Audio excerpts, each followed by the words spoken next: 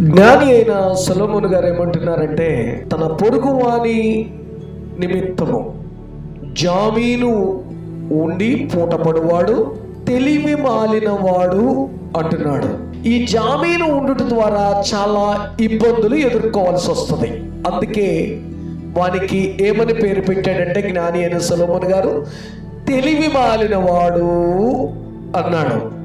కాబట్టి ఈ పొరుగువానికి జామీను ఉండుట, ఈ పదం మనకు సర్వసాధారణంగా లోకంలో ఎక్కువ ఎక్కడ కనిపిస్తుందంటే, కోర్టు సంబంధమైన విషయాలలో ఈ జామీను అనే పదం మనం వింటాం.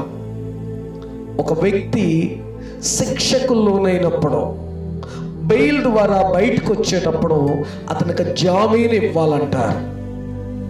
ఈ జామీను ఇచ్చే విషయంలో ఇది ఎవరి కొరకు వాడబడిందంటే, పొరుగువాడు అనే పదం వాడబడింది. పొరుగువానికి జామీను విషయంలో తెలివి మాలిన పని చేయకూడదు. చేతనైన సహాయము చేయి, తప్పులేదు.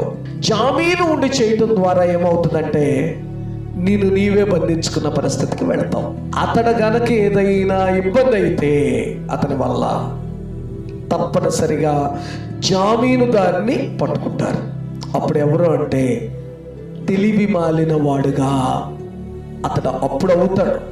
ఏమీ జరగనంతసేపు, సాఫీగా వెళ్ళినంతసేపు పర్వాలేదు. కానీ అందుకే దేవుని వాక్యం సెలవిస్తున్నమాట, నీ పొరుగువానికి నీవు గనక జామీనుంటే తెలివి మాలిన పని చేసిన వాడవు అవుతావు. దేవుని వాక్యం మరొక మాట కూడా ఉంటుంది, నిన్ను వలె నీ పొరుగువానికి ప్రేమించు అని. ప్రేమించు, చేతనైన సహాయం చేయి. కానీ జామీను వాటిలో ఇరుక్కున్నావనో నీకు నీవే ఇబ్బంది పడతావు. కనుక దీన్ని గుర్తుంచుకొని వాక్యానుసారంగా తెలివి మాలిన పని మనము చేయకూడదని వాక్యము ద్వారా మనం హెచ్చరిక చేయబడుతూ నేర్చుకుంటూ ఉన్నాం.